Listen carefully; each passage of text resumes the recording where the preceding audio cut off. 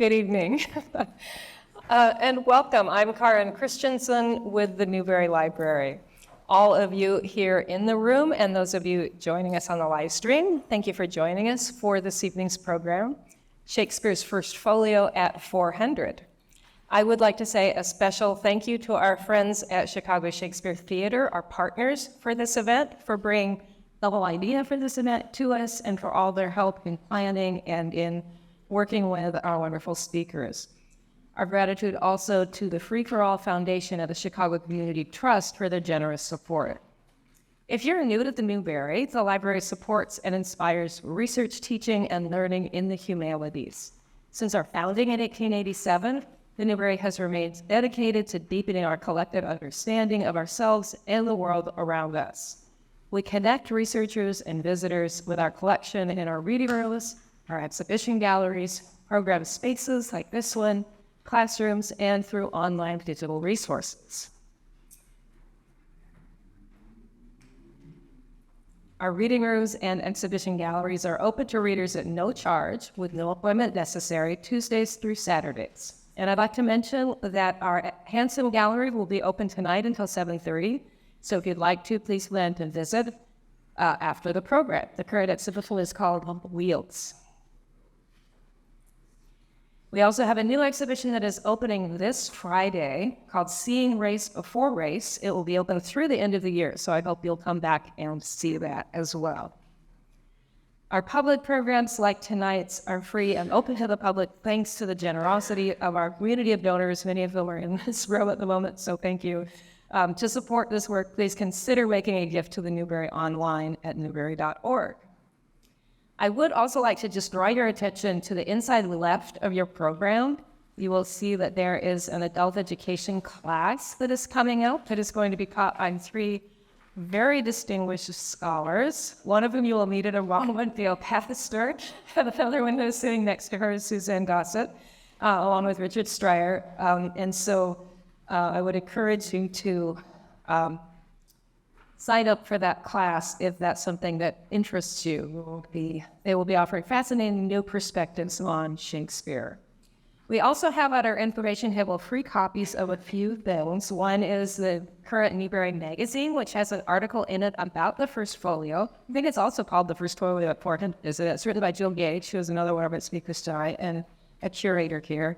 And also the Caxtonian, courtesy of our friends at the Caxton Club, also has an article just by chance, a very in-depth history of one particular version of the First Folio. It's really fascinating. So please pick all of that up. It's free. And then we also have Chicago Shakespeare Theater's new season brochures up there as well. After tonight's discussion, Gregory Doran will be in the lobby signing copies of his new book, My Shakespeare, A Director's Journey Through the First Folio, which I have to say is delightful. And it's available in the Newberry bookshop, which will also be open. Now, it is my pleasure to hand things over to the Newberry's interim president and librarian, Gail Pastor, who is also past president of the Folger Shakespeare Library, to introduce tonight's speakers. Gail.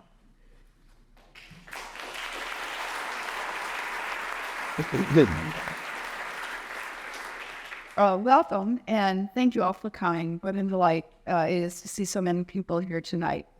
I was told by Karen, that there is a tradition at the Newberry for introductions to be short.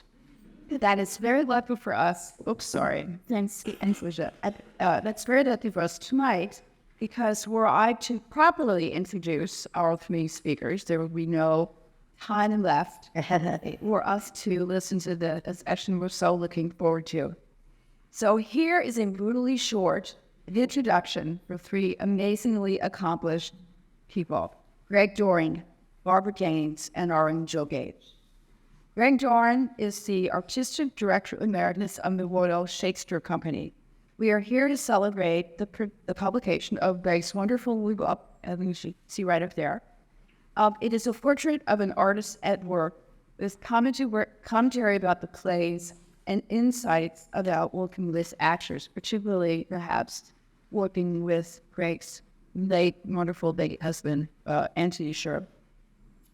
You are a lucky person if, like me, You have seen a Gregory Doran production in the UK.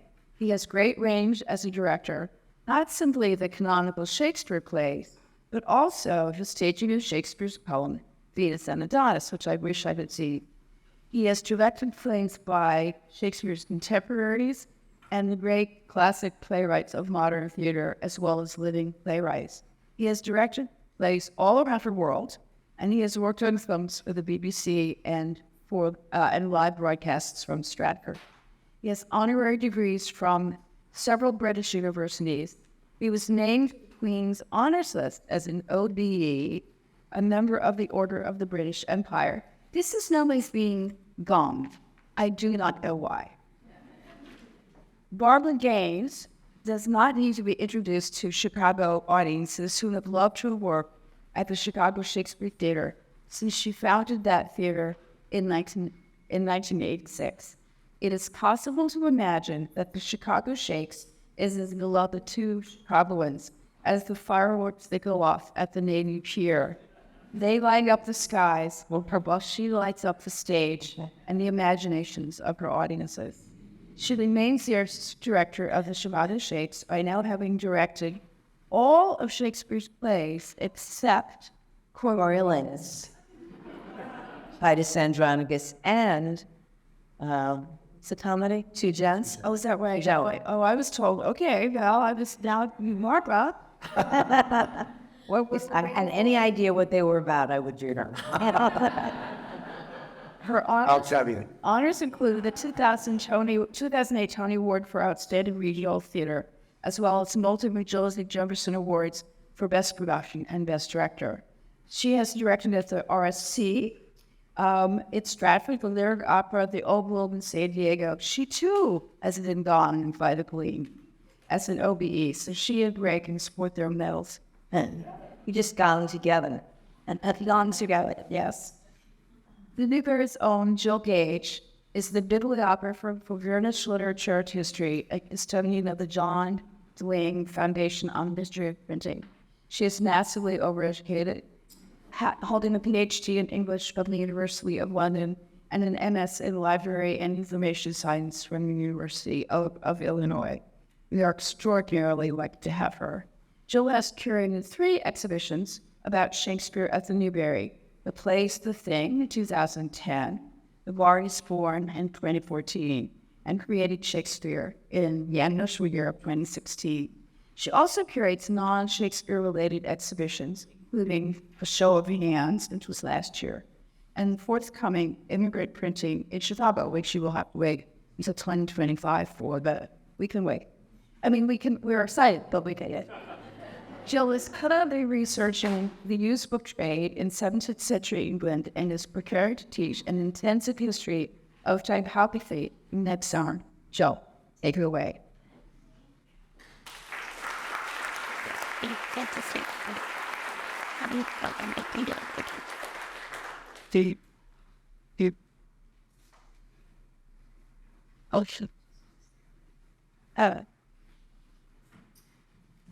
Thanks for the books. Thanks everyone. Thanks for being here. I'm going to start by saying I'm probably the only person who has spoken to you or will speak to you who's not had anecdotes about Gia Helen or Derek Jack. I feel this might be remedied, so up to his next time I talk about Shakespeare, that's all I will have. So what we'll see here is not the Shakespeare First Folio, but it is an image from a book that was sold at the World's Columbian Exposition here in Chicago in 1893. It was called Shakespeare Boils Down. And it was a very digested edition of Shakespeare's plays for readers. And I'm showing you this because my role tonight is to tell you very briefly about the First Folio as a book. So I'm going to talk about it as a history of printing scholar, and I'm going to quickly touch on 4 groups of people: collectors, authors and compilers, jurors, and readers. So what is the First Folio? I think we talk about it, and sometimes people don't actually know what it is. Printed in 1623, 7 years after Shakespeare's death, the book is the first published collection of his plays. It includes 36, 18 of which had not been previously printed. So without it, plays like Julius Caesar, Macbeth, and The Tempest may never have survived. It's estimated that about 1,000 copies were printed, and 233 of those survive. I'm always nervous because it seems to change. The Newberry's copy is the only one in Chicago. The first volume does not include everything that Shakespeare ever wrote. It's not the first printing of his plays in general.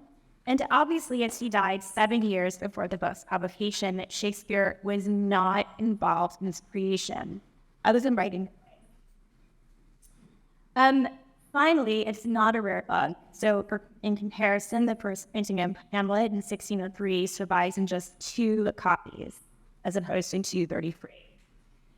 They joke about this as some books are born rare, some achieve rareness, some others add rareness, grest upon them, thanks to cultures. The Newberry has almost always had a copy of the First Folio since our founding in 1887, but it hasn't always been the same one. There was a copy in the collection in the 1890s that belonged to a man named Henry Probasco. That was the first major book collection that the library acquired. The one that we have now, just part of the Louis Silver collection, came in 1964 via armed guard and come this absence. They do have their guns drawn. And then here we see Mrs. Silver, Louis Silver's widow, by Newberry trustee Herman Dunlap Smith, hoisting the book. I'm here to tell you, we don't waste the book anytime. I hope don't do that. In fact, our First Folio will see some visitors. So here we have Peter Art School visiting in 1997 as part of the Chicago Humanities Festival. Also, just don't fold the book like this, like that, and don't unfair it. You're okay. We even have a special cradle and pillow made especially for the First Folio, so it doesn't touch the folios that other books touched. And the Folio and cradle actually has its own box. And here you can see our First Folio, which is what conservators call reverse path and what Greg and I joke that normal people call sway. And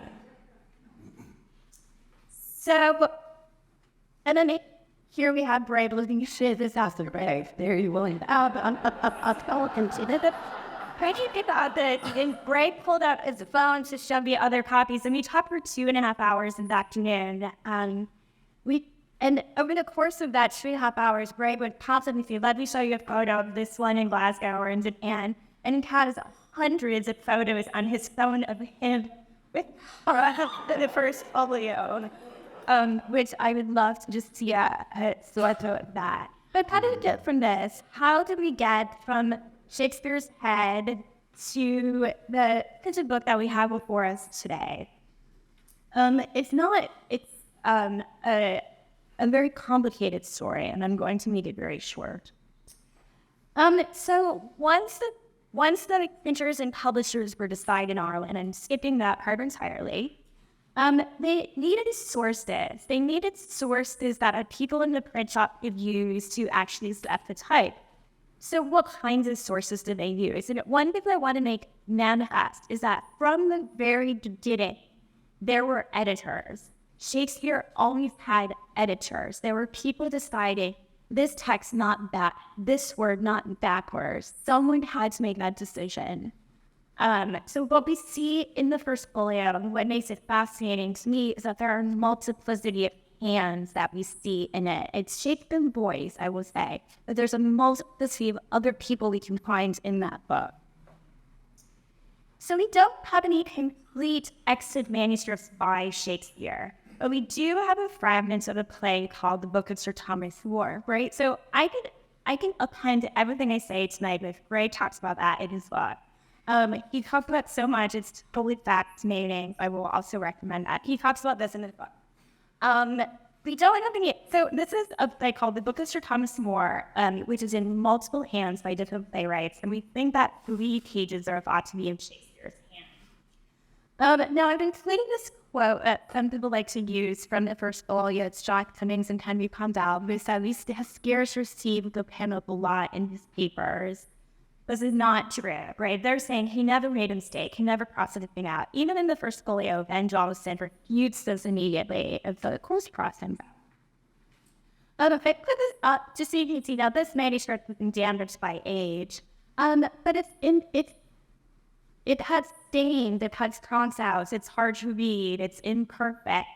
This is the nature of manuscripts. They're messy, they're inexact, they're difficult. That's what makes them fascinating. Now, an example of a much easier manuscript to work with, this is not Shakespeare. This is a manuscript prop book, The Tragedy of Sir John Men Old and Garnbelt, that great hit of 16 Men Bleed. This is by Shakespeare's contemporary Stas Fletcher and Billy Maxinger, and we know that Fletcher definitely wrote with Shakespeare at the end of his career. But this is a prompt copy that the scribe for the theater would have written out with all of the entrances and cues and exits and all of the prompts. This one is correct. So this is borrowed. This is in the British Library. I borrowed it in 2016. So if you saw my exhibition here, you would have seen this book. This is in the hand of Ralph Crane, who was the scribe for the King's Men, Shakespeare's family. And we know that he was that editor, so to speak, of at least 5 plays in the Folio. So he was one of Shakespeare's editors.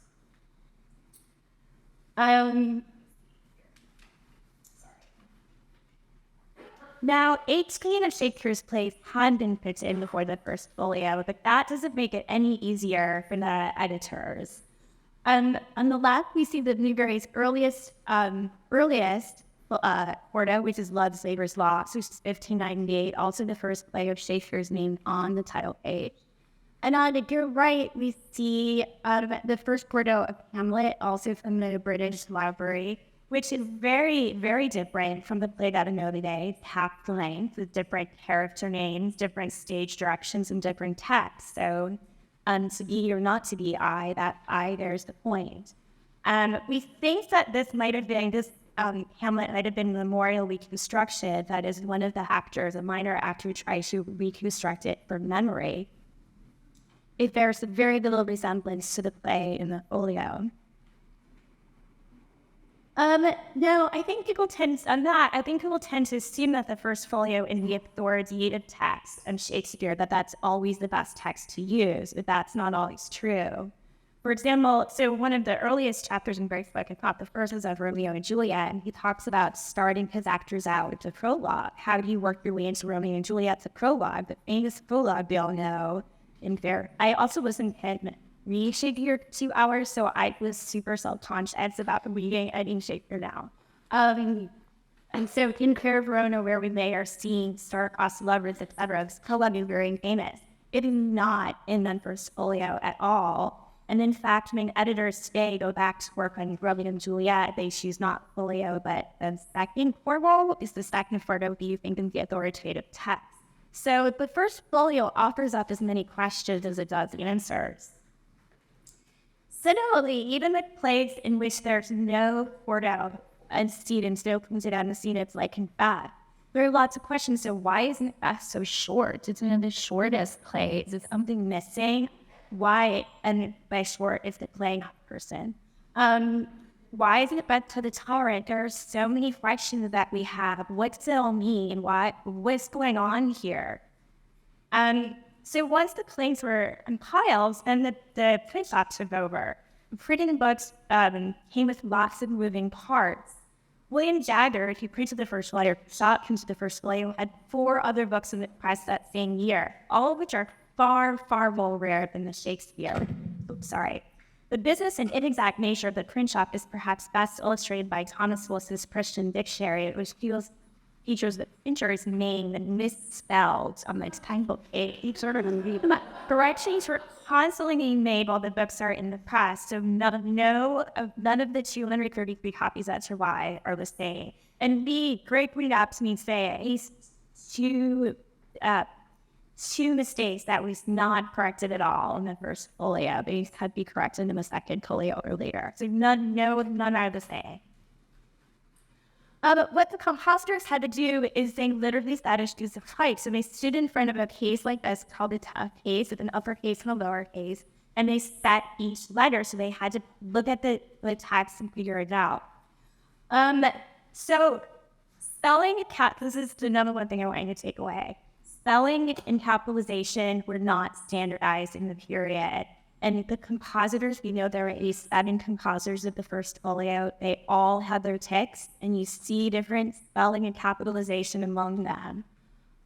When you see capitalization, and we did have a conversation about symboling today, but when you see capitalization in First Folio or punctuation or spelling, that is the compositor, because that's happening in the print shop. It's not that Shakespeare wanted the word dog to be capitalized. I'm going to stick with that. We see lots of other things that they had to do to make it fit. I won't talk too much about it. They squeeze lines together. They contract words. They do lots of strange things to make it fit. So what we see in the First Folio, what I see as a historian of printing, is a performance in the print shop. So they all get printed. Now they're out in the world. Ours somehow goes to Wales in the 1620s. And it's at a place called Bodistown Hall, which is in Wales. And we had a Welsh owner named Robert Wynne who marks his name on this house page. And he makes almost no other annotation with the book, except he adds Troilus and Cressida on the catalog of plays. And he adds the phrase, "and Park is" in Two Gentlemen of Verona. When I first saw this, I thought, "and Park is" to Two Gentlemen of Verona, is that like a weird Welsh woman play? No, what I think that you're supposed to read down, "and Park is the Knights of blood, for now my love is thawed, which like a waxen image stands to fire, here's no one crack him the thing it was." So what that I always took is, I don't love Anne Park anymore, and I don't love her so much that I'm going to write her name in my book. Like, it's very mysterious. We had a long conversation about what this might be today, who might actually be writing it, what the annotator is doing. This is still a mystery, so I invite you to think about that. Well, I sometimes wish that our folio had a lot of marginalia. This one note on an obscure passage in a mostly unmarked book feels poignant to me, feels compelling, that somebody was so compelled by this, that they had to make it their own. It's what makes our copy unique, just like its other 232 siblings out in the world, all of which have their own stories to tell. And I know Greg has been going around the world to look at the First Folio, so I'm going to turn it over to Greg and Barbara with the final page from the folio and the actors, which I think incredibly poignant. And it's a good, I sometimes forget I work in print, so I sometimes forget that there are actors involved in Shakespeare. And so we thought I'd turn it over to Greg and Barbara to talk about the stage part of Shakespeare. Cool, thanks, dude. Well, it's so interesting because yesterday, Greg and I were talking about these wonderful men and how inspiring and powerful to us, knowing that we depend on actors so we can have a job. And the power of these names. I mean, we know that Burbage and Hemmings and Arnold were by his side. I love this page. This is my favorite page in the book. You would be surprised to hear. I think that's partly because, in a way, it references, and it's the only reference in the book, to the fact of them being played on stage by these people. And I think they're there to bear witness to how much influence they had on the writing of those plays. I did a production of Richard III a couple of years ago, last year, with the first disabled actor who played Richard III. And we were doing a stagger through. And we got to Act 4, and Arthur said, "I am exhausted." And I said, "Yeah, and I've got another act to go and a fight." And I said, "I think that that's exactly what Richard Burbage came on stage and said to William Shakespeare, and said, Bill, it's a great part, don't get me wrong, but never do that to me again. After that, if you think about it, play like Macbeth himself has the whole of the England scene of. Leontes has the whole of Bohemia to go and get a cup of tea. And it's as if there's a kind of symbiosis between actor and writer, and they're going, also writing for the talents of those people, of those very particular people. And there's a copy of this in the Folio in Glasgow. Yeah. And it is annotated. And the glorious thing about it is it says, under Burbage, it says, by report. And then down here under John Lowham, it says, by eyewitness. So here is somebody who owned that folio, who knew these men, and who's seen the these men perform.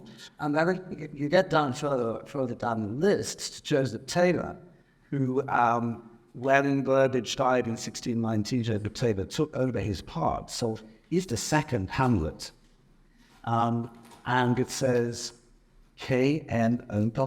Halls, who knew Joseph Taylor and Robert Benjamin, and I felt such a connection there. It's as if you were being taken back to the very moment in 1623 when that copy was being read, and somebody went, "Oh, wait a minute, I know these guys." He had the equivalent of having a jar and Tizzy got off the show, and dancing the music. So I found that was captivating. Oh, it's wonderful. And Shakespeare, because he was a pretty good writer, he actually wrote in some of his comedies, and maybe they were more at the night, is he would write, like in Hamlet, the actors that come in, right, that play. And they say, well, don't saw the air with your hands, don't make up any new words. They're like your clowns, the same often. Yeah, do my jokes, don't do your jokes. And he also sometimes, in the First Folio, instead of writing the character's name, you write the actor's name. Yes, that's So right. in terms of Dogberry, he suddenly writes Kemp. And Will Kemp clearly had played Dogberry, and the sake of assimilated to the part, somehow it was kind of just write his name. Wow. It's so in terms of the folio, just could you give us some context of where you are? Well, we know you're in Chicago now, but where you have been and where you are going, and sort of the whole. I will. I think, so I'm on Folio Roadshow. It's my own zealous pilgrimage in the greater centenary of this marvelous book to see as many of his surviving copies as I can. And that really kicked off when I looked more closely at our own copy in Stratford. There are 3 copies in Stratford. One of them is owned by the Royal Shakespeare Company. And it is a marvelous copy. The Newberry copies take over. But I realized every single copy has a different story. Because somebody said to me, really? You're going to go around the world seeing 235 copies of the same book? If I tell you, I could tell you as a story that connects to our book, because it's just a great story. So we're in 1964, and the greater centenary of Shakespeare's birth is being celebrated globally. And the Stratford were doing some very shows and some very famous shows. And for some reason, the Vatican decides that it should get involved in this international celebration. So what do? Well, of course, they invite the Royal Shakespeare Company to come to Rome to perform some extracts for the Pope. Happens to be at the height of the Second Vatican Council. So this is the initiative to modernize the Catholic Church. And Pope Paul VI is in attendance. And this is the first time that the Pope has witnessed a live performance while in office. So we're in the Palazzo Pio, in front of the entire College of Cardinals, not sure this is a great audience, but anyway. And 3 actors have flown over from the outer sea. Dorothy Tuesday is one of them, and they are to perform these extracts from For Pope. Now, somebody has decided, wouldn't it be a good idea if we took our First Folio to Rome for the Pope to bless? Had nobody read King John? You know, the actors flew to Rome. The production manager who was charged with taking the folio was not allowed to fly. He had to come on a train with the folio wrapped in brown paper, placed in a briefcase, chained to his wrist. The idea being that if the plane crashed, you would lose the actors, but you would also lose the first folio. If the train crashed, you might get the first folio. Okay, if you have a dead man chained up in it. But nevertheless, you know, the book wouldn't be there. So the performance happens, and the end of the performance, the institution is invited up the aisle, and the Pope is seated there, enthroned in the aisle, and they take the first folio, and Dorothy offers the folio up to be blessed. I think you can tell what's coming, can't you? And the Pope, His Holiness, goes, "Oh, thank you very much."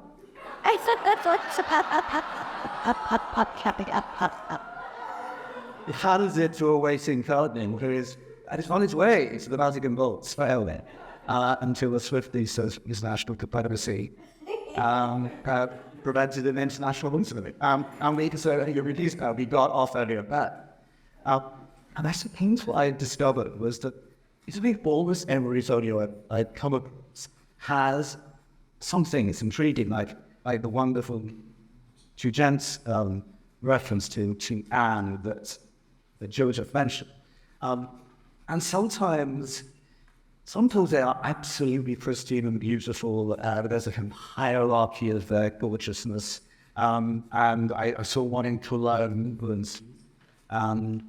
And it was like getting into Ford, not seeing this copy. I'm very, very proud of that copy, and very secure of the conscience. And I wasn't allowed to see where this curtain is brought into the room, I think it's back to me as a venue, and then I was the chief librarian, and they put on turn around and open books, and it is a very, very beautiful copy. It's pristine. It looks as though it's come straight out of Jagod's shop. And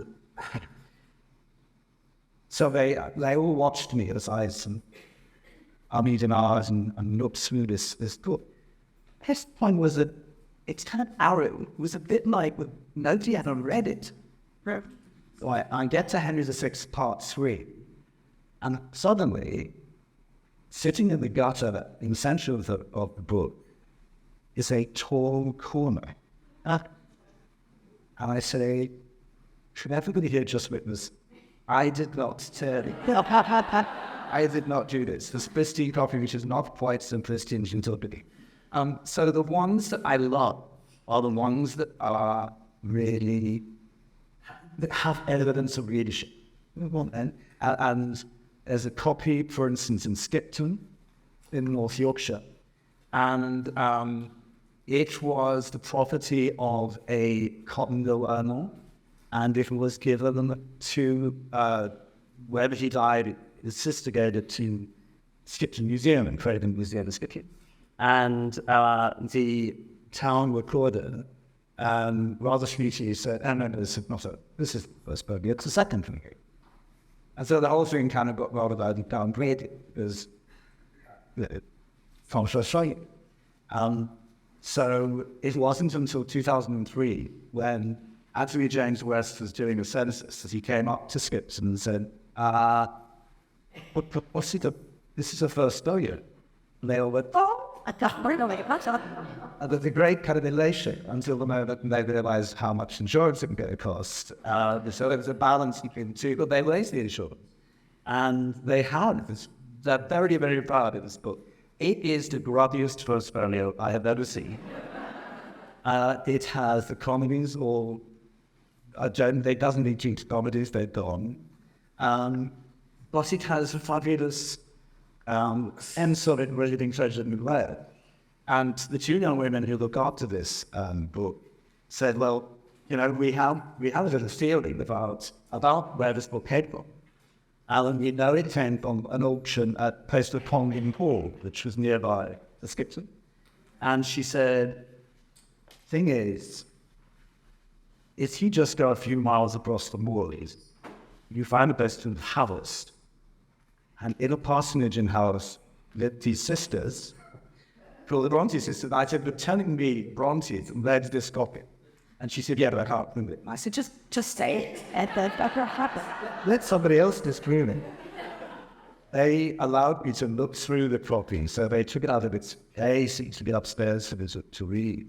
And in the meantime, I had this, in my brain, I could remember a reference of Charlotte Bronte's talking about Shakespeare. And I managed to find it online. It's a letter that she wrote to the school friend, Ellen Musson, recommending reading. And she says, "I will read Wordsworth and Shelley and Keats and Coleridge, and if you're very careful, read Byron and Shakespeare." And so she says, "Maybe the shops, as I recommend Byron and Shakespeare because they are most great men, but we also know that they can be revolting." That was her word, revolting.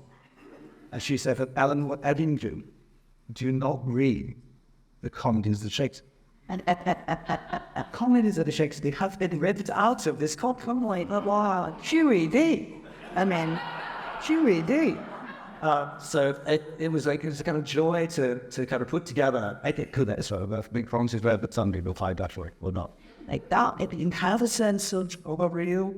No, that's why I love the copies that have evidence of, that's something about, some evidence of people. Yeah, something about wine state. You know, there's one wonderful copy which has a set of muddy cat portraits, but they'd only go over half the page. So somebody is clearly got, "Get the fuck out!" None fight at that. I know, am I right that the last, I think you mentioned this to me earlier, the last copy of the folio that was sold was for? Just under 10 million dollars. Yeah. Which in fact is an extraordinary sort of way. And they, that relies on all sorts of things. This one was owned by Village Coalition Folio. And they needed to raise some money, and it was a very fine copy, and it had its Drew starting grade in the beginning. It had its pages, and I discovered that of those 235 copies, so many of them are a mashup of different copies. Our own copy in Stratford has a census in 1902 by Sir Sidney Lee, it was then. And it takes you through a very clear sense of class 1, division A, this is a really perfect, these are really perfect ones, and then it goes all the way down. And I looked through the list, and after I became to the 100%, we didn't get into the top 100 of copies of the folio. And then it says how it came to us, it was given. It was bought to the theatre by Charles Edmund Flower and Sarah, this class from brewing family in Stratford. They raised so much money from the theatre that this man was known as self-raising Flower. There you go. And then it says that it was purchased by this scholar stroke scoundrel called James Orchard Hannibal Phillips. Then Orchard Hannibal Phillips. He had removed our Drew South engraving from our copy to perfect another copy that he was going to sell to a collector in Providence, Rhode Island. I am going to Providence, Rhode Island. I'm going to ask for it back. Because it seems to be such an extraordinary thing to do to mash us. So certainly the copies. And people would buy copies, inferior copies, in order to perfect cover copies that they can sell on. So Yeah, it's well. There's a lot of people who do late lotties. yeah, that's right. Yeah. So I mean, I'm to ask you because I think more so than I have, you've really looked at the First Folio when you're doing a Shakespeare play. You go to, in a way, as close to the source as we can get. I think that and it has been called, actually, we have the same T-shirt. There's a lot that Greg and I have in common, besides Charlotte and Cressida being one of our favorite, and Stimbolity being those two plays, being very, holding special places in our hearts. But John Bartman, who worked at the Royal Shakespeare Company, who was Greg and I learned from. He's a book he wrote, Playing Shakespeare, which is just one of the best how to play Shakespeare's books ever written. Yes, and so he taught us, and I chose to really investigate that from the very first play I ever did at those squares. So what it is, like we were just talking about it backstage, is that in the First Folio, lots of words on a line are capitalized. Well, why? Is it because the editor, we don't know the truth of this, is it because the editor felt like doing it? It's possible. Is it because Shakespeare came from the crunch copying, in other words, what Shakespeare wrote from their stage managers? For instance, I'll give you an idea. If you fill a word in the motion that is capitalized, there's one line from Anthony Cleopatra, what are the brothers part? And the word that is capitalized in that piece of verse is brothers, P. So if you didn't pay any attention to it, you would say, what are the brothers part? If you do pay attention to it, you'd say, what are the brothers parted? Just do something with that. That's all.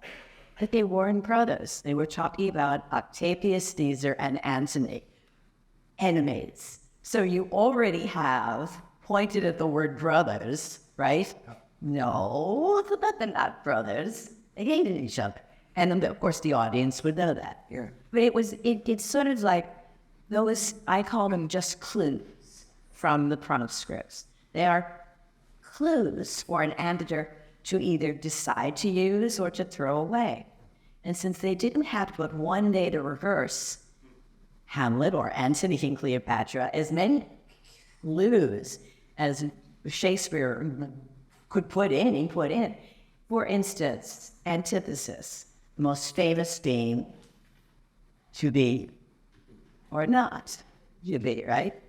And if you want, I think it's just common sense. If you find an antithesis, you're going to try and give it some sort of form of comparison or contrast. Like you would say to be or not to be. That is the question, because it doesn't make any sense.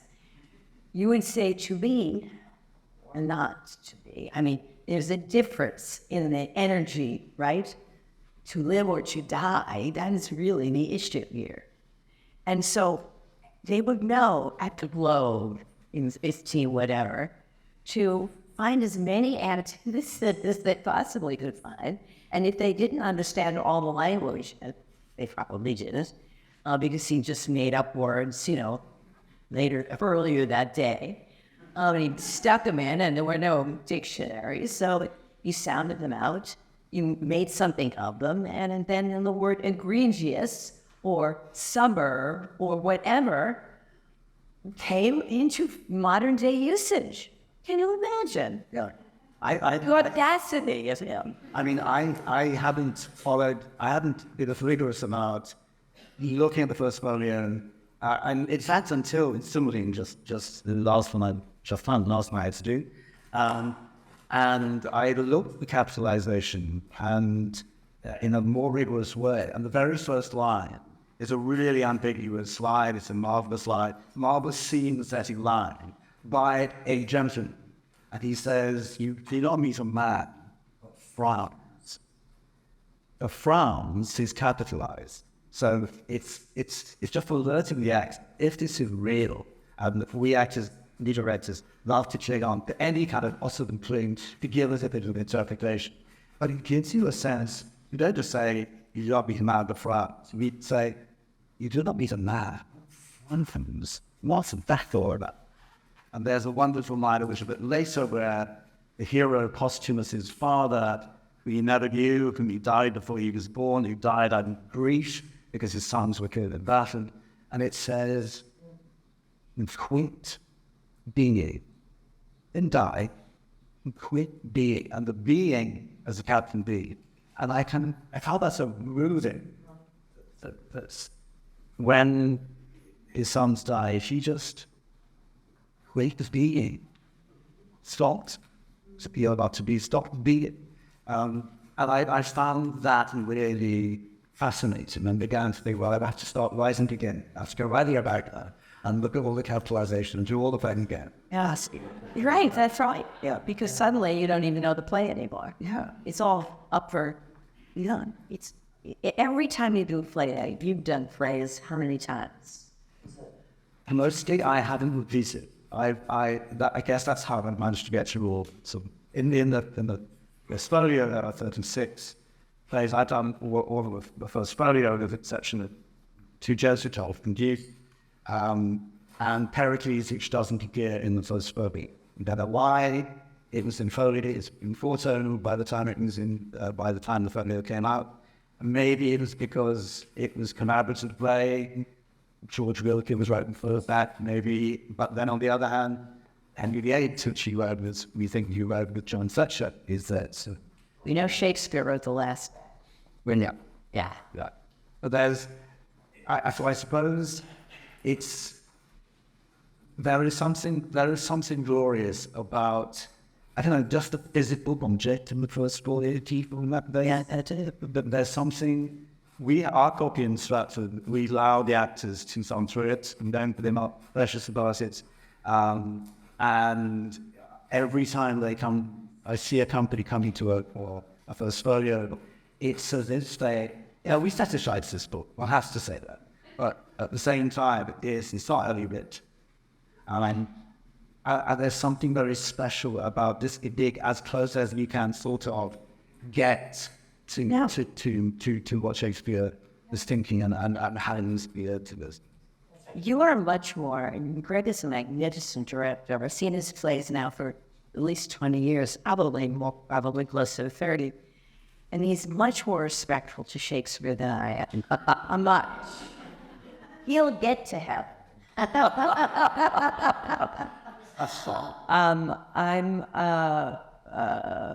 For instance, you talk so beautifully. I'm Richard Porter. I love you. See, that beautiful first scene in Stimulate is by 2 old men, and I just care about those 2 old men. I have nothing against old men. But I thought it was a dull way to start a really fabulous story. So this is an interpretive art, right? This has led to our interpretation. So it's okay if we erase those 2 old men and keep some of the beauty of that language. And so I just made a storyteller, that person, who was surrounded by like a lot of dry ice, and just a novel actor who then became Jupiter at the end. It was his story. And all of these things, I wish I had seen Greg's most recent Ancillary. It was his farewell Shakespeare when he was artistic director just how many months ago is that? April. Yeah, April, so just recently. But the thing about Shakespeare is that I'm gonna talk about this book. This is Greg's book, My Shakespeare. And I was so struck with it. I actually, when I opened it up over at Tame a few months ago, I'm like, I didn't even open the book then because I had to think about what my Shakespeare means in it. It it was a little bit of an exploration. I just hadn't heard that term before or concentrated on. And here it was the title of a great director and human beings book. And I went, that's right, because Shakespeare is your Shakespeare and yours. And it belongs to all of us. So it's all ours, right? And if you want to get really into it, it's mine. Well, you know, and one of the copies of the folios that I saw in Eton College, Eton has a very strange copy in that it is the illustrated copy. It has been amplified in the whole series of illustrations. They're not of productions, they are of the people who appear the first. So Richard Thackerbush and Third or whoever, Duke or Fumble. And then there are some very strange additions to this strange copy. And one of them is a copy of that Hussart engraving, but as if somebody has tried to redraw or re-engrave the picture, and something's gone wrong and they've given up. But the whole thing is there except Shakespeare's face. Yeah. And I thought that's so brilliant. My cousin, Tony Sher, did an amazing painting called The Audience, which has 145 people in an audience, and they go from his heroes, so there's Mandela, to villains, and there's Hitler, to great performances, there's Bette Davis, as Lady Jane, there's family portraits, and there's one who's the critic, who's the one who's not looking at the stage. And then there's Mozart, and there's Darby, and there's Francis Bacon, and then there is Shakespeare. And there's no face. He painted Shakespeare without a face. And the idea is because we all cast Shakespeare in our own image. I think we all look at Shakespeare and find what he means to us and where he echoes our thoughts and prejudices and all the rest of it. So to some extent, that's into doing it. So I've called the book My Shakespeare. Ben Jonson's poem at the beginning has some of the great lines about Shakespeare that we all use. So the age, not for an age, but for all time. And he also says, my Shakespeare rides. And I took that as the source of the quote. But it's been a real joy going around the world. I didn't think I was going to have a look to the end. And sometimes it's been like a weird sort of wild goose chase. I went to Japan. I was invited by the British Council to do a lecture in Japan, and while there, I went to see Meisei University, who have, I thought they had 12 copies. It turns out they had 10. But one of the copies as I wanted to see, they've got amazing copies, like the Folio has, of course. Not that many as the Folio. But they have, for instance, they have one copy that was owned by the playwright William Connolly. And there is a bullet going straight away through the comedies. And the bullet wound, it is then repaired. The bullet wound goes all the way through to guess what? Now Ado About Nothing. And you have this image of William Congreve. Congreve was no saint. Congreve had many, many affairs, including with the daughter of the Duke of Marlborough. And I think he had she had a daughter by him. So I think there were quite a lot of affairs. He is, I'm going to misquote it, this is how it's usually quoted. He is a man who wrote Hell Hath No Fury Like a Woman's Storm. And I had this image of one of those really in it. As he's reading his book one evening, he's reading his first version, and she comes in with a flintlock, aims it at Shakespeare. What does he do? He holds up his first version. And clearly, as it only got the way through to Much Ado About Nothing, he was saved by the fungus. As Shakespeare saved his life. So who knows? So when I say everyone has a story, they do. But the one that I was really looking forward to seeing was a copy that was owned. This is often the interesting saying about who owns them. And this one was owned by Absi Cherry Garrett, who was the youngest member of Scott's ill-fated Terra Nova expedition to the Antarctic. And I found that very, very interesting. It's Cherry Garrett wrote an amazing travel book, probably the best piece of travel literature I've ever read, called The Worst Journey in the World. And the chapter that is about the worst journey in the world is not actually the whole journey, it's a journey that he and two of his mates take in order to find emperor penguin eggs before they have hatched, in order to prove some kind of link between the embryo, between birds and it.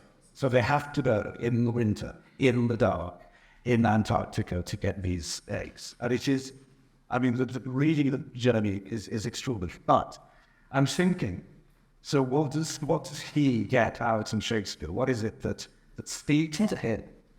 And I was doing an event, we had just done a production Measure for Measure, and there's a moment in Measure for Measure where Claudio has been sentenced to death, and he's in prison, and his sister is trying to persuade him that he has to face death, there is no alternative. And she says, either to die, there will be none of whatever, to lie, cold obstruction, and to rot. And then he goes on, to reside in thrilling region of thick-rimmed ice.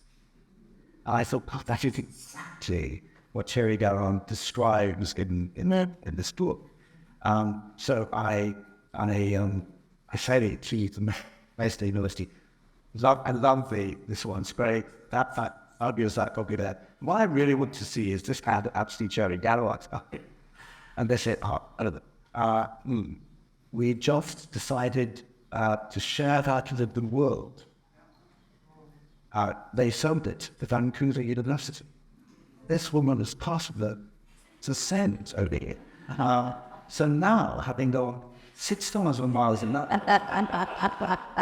I can't sit here on this trip, but I've got to go 5,000 miles in that direction. So I am certainly tenacious. Yes, you are tenacious and brilliant.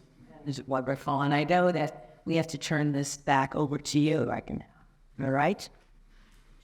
Yes, that was someone. I know. I promised that it's since 58 we wouldn't respect your time. Thank you so much. Let's all go and